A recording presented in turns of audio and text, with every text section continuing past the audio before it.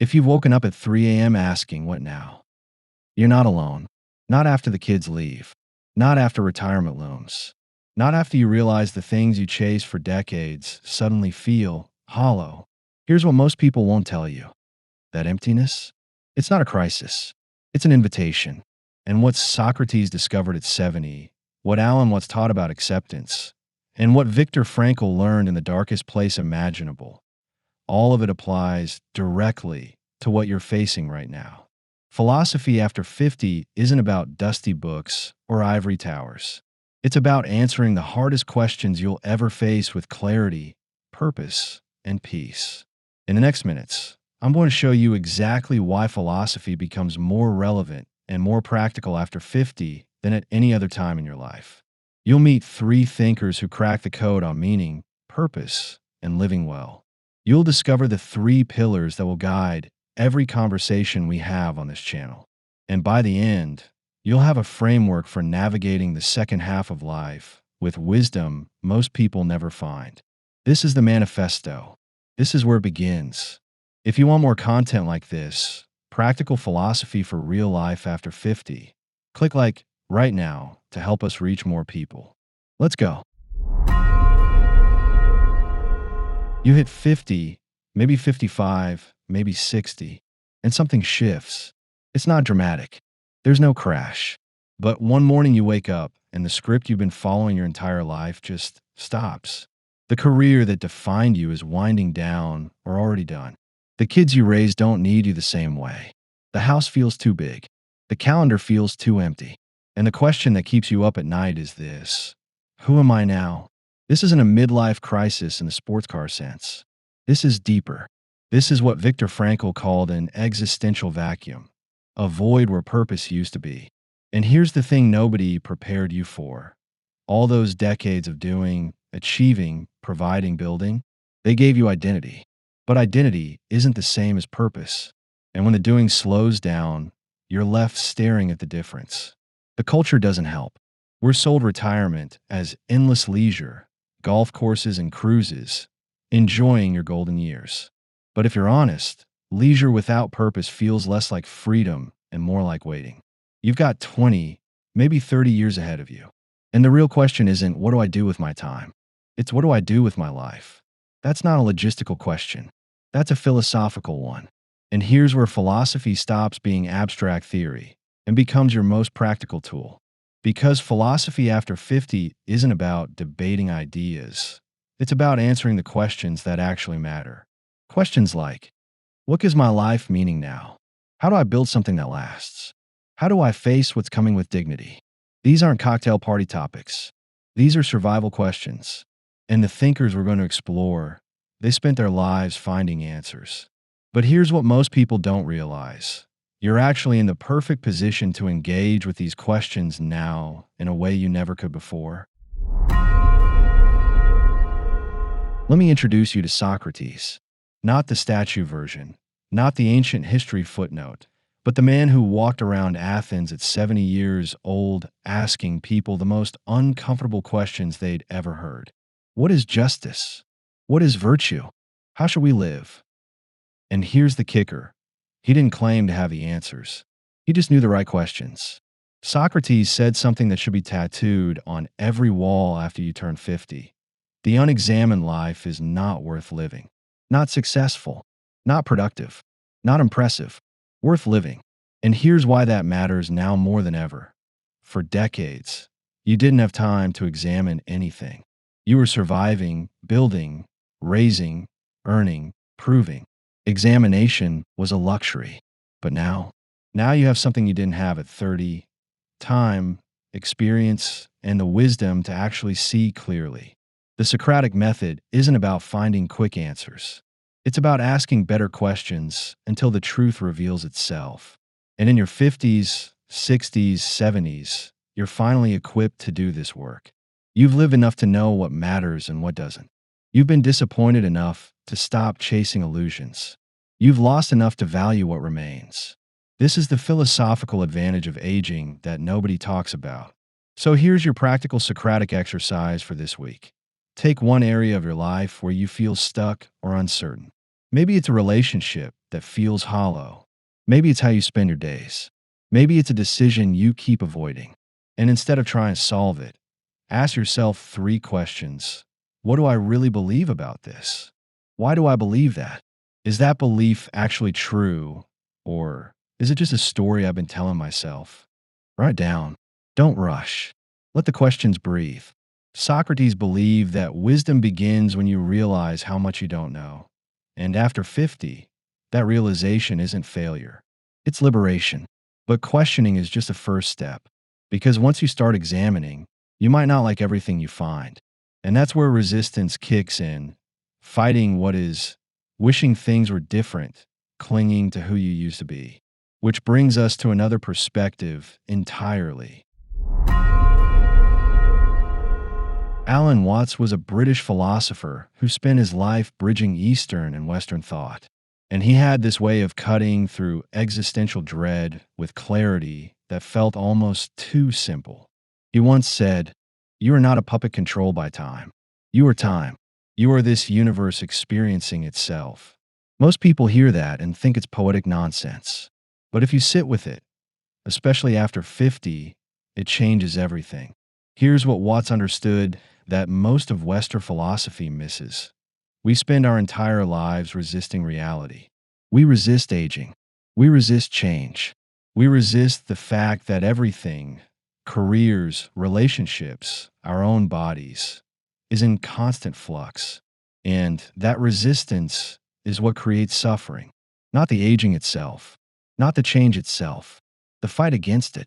What's called this the backwards law, the idea that the more you try to control and force life, the more it slips through your fingers. Now, this isn't about giving up or becoming passive. Watts wasn't advocating for resignation. He was advocating for acceptance, which is radically different. Acceptance means you stop wasting energy fighting what already is.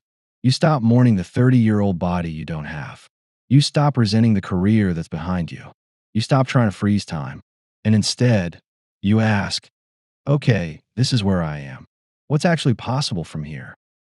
That shift from resistance to flow frees up enormous energy for what actually matters. Here's the practical piece. Watts taught that philosophical living after 50 means learning to let go without letting go of yourself. You're not abandoning standards or purpose or growth.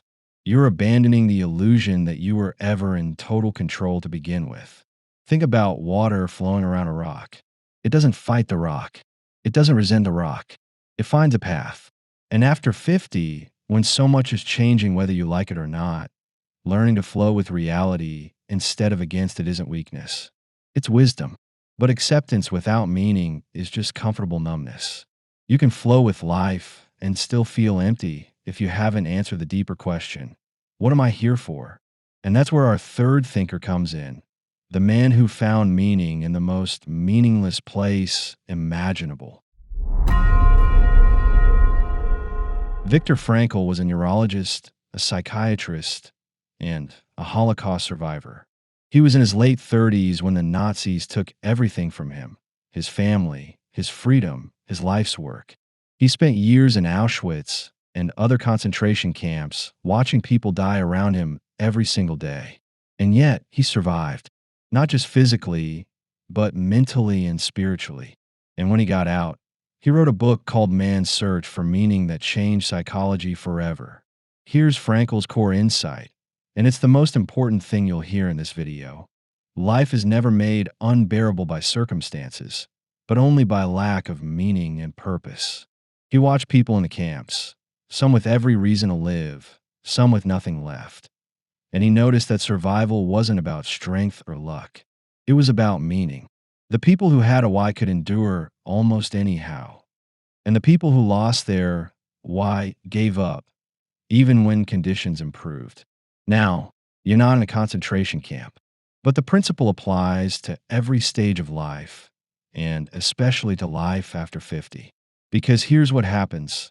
The external structures that gave your life meaning, career, raising kids, building wealth, proving yourself, those start to fall away. And if you haven't cultivated internal meaning, you're left with a vacuum. Frankl called this the existential vacuum. and he believed it was the defining crisis of modern life. Not poverty, not illness, meaninglessness. But here's the good news. Frankl also gave us a framework for finding meaning, and it's shockingly practical. He said there are three paths. 1.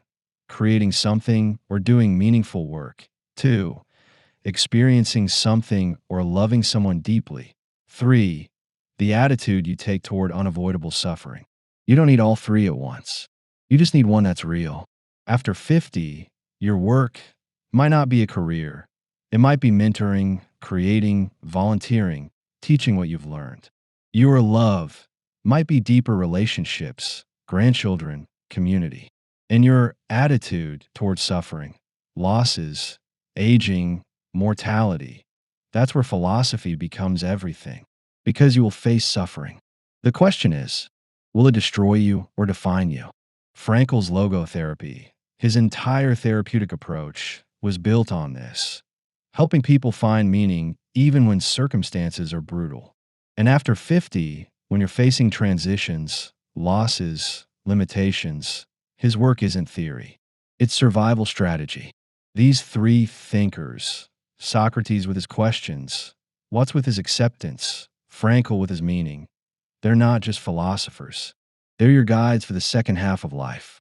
But how does all this actually organize into something you can use? That's where the structure of this channel comes in. Everything we do on this channel is built on three pillars. These aren't random categories. They're the three dimensions of living well after 50 that philosophy directly addresses. And every video you watch here will fall into one of these three buckets, because together they cover everything that actually matters. Pillar 1. Philosophy applied.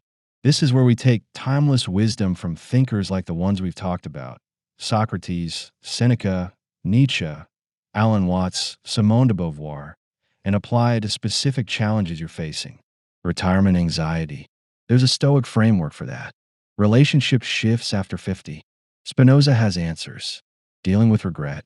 Marcus Aurelius lived this. This pillar is about turning abstract philosophy into practical tools you can use this week. Every video will give you a concept, a framework, and concrete actions. Pillar 2. Legacy and purpose. This is the deep stuff, the big questions. What does a life well lived actually look like? How do you build something that lasts beyond you? What's your responsibility to the next generation? What does it mean to live with integrity when no one's watching? This pillar explores meaning, legacy, purpose, contribution, the existential questions that become urgent after 50. We'll look at multiple philosophical perspectives so you can build your own answers, not swallow someone else's. Pillar 3. Wise decision-making. This is where philosophy meets real-world decisions. Should you downsize? How do you handle inheritance fairly? When do you stop working? How do you navigate aging parents and adult children? These aren't abstract questions. They have financial, relational, and ethical dimensions. And most people make these decisions based on fear, guilt, or social pressure. This pillar gives you philosophical frameworks to make decisions with clarity and peace, not anxiety and regret. Here's the promise. Every single video on this channel will deliver transformation, not just information. You won't leave thinking, that was interesting. You'll leave thinking, I know what to do now. Because philosophy after 50 isn't about collecting ideas. It's about living better. It's about facing the second half of life with wisdom, purpose, and dignity. And these three pillars, applied philosophy, legacy and purpose, wise decision-making, they cover the full spectrum of what you need.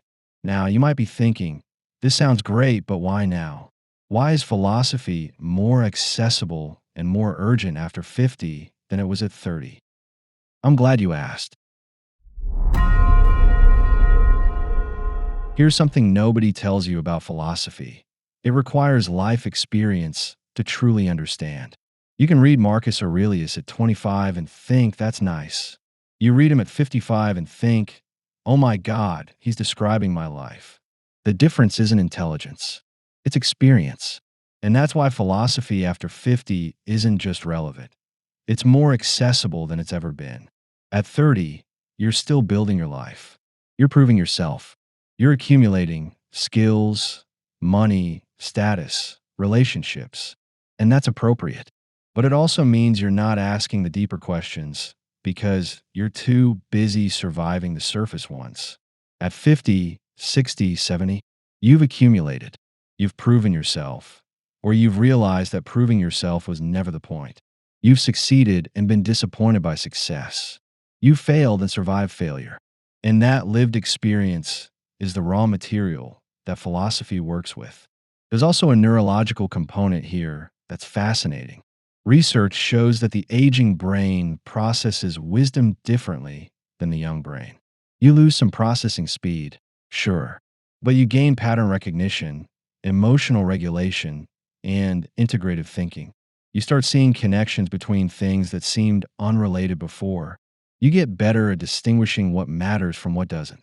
This isn't decline, it's specialization. Your brain after 50 is literally built for wisdom in a way it wasn't at 30.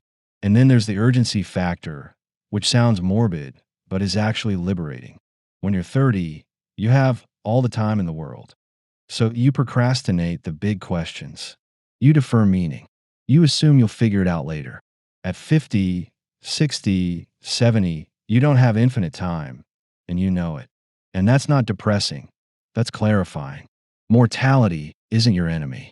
It's your teacher. It strips away the trivial and highlights what's essential. Frankl survived the camps partly because he knew his time was limited and decided every day had to mean something. You have the same gift now. Less time equals more clarity. There's also freedom you didn't have before. At 30, you're worried about what people think. You're performing for bosses, parents, peers, society. At 50 plus, a lot of that falls away. You stop caring if people approve of your choices because you've lived long enough to know that their approval doesn't determine your worth. And that freedom from needing to prove, to perform, to please, that's the freedom philosophy requires. You can finally ask, what do I actually believe? Instead of what should I believe? So when people say, I wish I'd started thinking about this stuff earlier, I get it. But honestly, you weren't ready earlier. Philosophy after 50 works because you're finally equipped experientially, neurologically, emotionally to do the work. And the work is worth doing. Because here's what you'll actually gain from engaging with this channel and this approach. Let's be specific about what changes when you start applying philosophical thinking to life after 50. This isn't vague inspiration. This is tangible transformation. First, you'll gain clarity in decision-making. Right now, you're facing choices that will shape the next 20 to 30 years. Financial decisions, housing decisions, relationship decisions, health decisions. And most people make them reactively, based on fear, social pressure, or what their neighbor did. When you have philosophical frameworks, you make decisions based on your values, your purpose, your version of a life well lived. The anxiety drops. The second-guessing drops.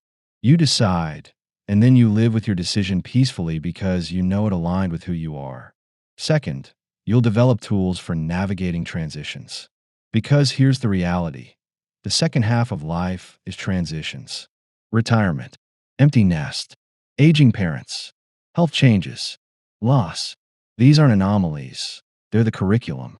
And most people stumble through them unprepared, reactive, overwhelmed. Philosophy gives you frameworks for processing change without being destroyed by it. Stoicism teaches you what's in your control and what isn't. Existentialism teaches you that meaning is something you create, not something life hands you. Buddhism teaches you that impermanence is the nature of reality, not a bug. These aren't platitudes. They're survival strategies. Third, you'll find community. One of the hidden pains of aging is isolation. Not just physical isolation, but intellectual and spiritual isolation. Most people around you aren't thinking deeply about this stuff. They're distracting themselves, numbing, pretending everything's fine. But you're here, which means you're not most people. You're someone who wants to think deeply, live intentionally, and face reality with eyes open. And this channel is building a community of people like that. Every video, every comment section, every conversation, it's a space for people who refuse to sleepwalk through the second half of life. Fourth, and this is the biggest one, you'll build durable wisdom, not temporary motivation. Motivation is great. I'm all for it. But motivation fades. You watch a motivational video, you feel pumped for 3 days, and then you're back where you started. Wisdom is different. Wisdom is a lens you develop over time that changes how you see everything. Once you internalize Stoic principles, you don't need to pump yourself up to handle adversity. You just handle it. Once you understand Frankl's logotherapy, you don't need someone to give you purpose. You know how to find it yourself. Wisdom compounds. And after 50, you have the time, the experience, and the motivation to build it. So that's the promise. Clarity, tools, community, and wisdom. Not quick fixes. Not hacks. Not 5 easy steps to a meaningful life. But real, durable transformation that equips you to live the second half of life better than most people live their entire lives. Now, let me be equally clear about what this channel is not, because expectations matter. Let's set some boundaries, because I'd rather you know now if this isn't for you. First, this is not academic philosophy. I'm not here to debate epistemology or parse Heidegger's footnotes. I respect academic philosophy, but that's not this. This channel is about applied wisdom. If a concept doesn't help you live better, I'm not interested in it. We'll reference thinkers, quote them, explore their ideas, but always in service of practical application. If you want a philosophy degree, go get one. If you want philosophy that changes how you live, stay here. Second, this is not self-help. I'm not going to tell you to visualize your dreams or affirm yourself in the mirror or just think positive. That's fine for some people, but it's shallow. And you're not shallow. The questions you're facing, mortality, meaning, legacy, purpose, they don't have shallow answers. Philosophy doesn't give you easy answers. It gives you better questions and frameworks for thinking clearly. Sometimes that's harder than self-help, but it's real. And real is what you need now. Third, this is not pessimistic or nihilistic. Yes, we're going to talk about suffering, loss, mortality, and hard truths. But we're doing that in service of living well, not wallowing. The Stoics talked about death constantly, not because they were depressed, but because remembering mortality made them live with intention.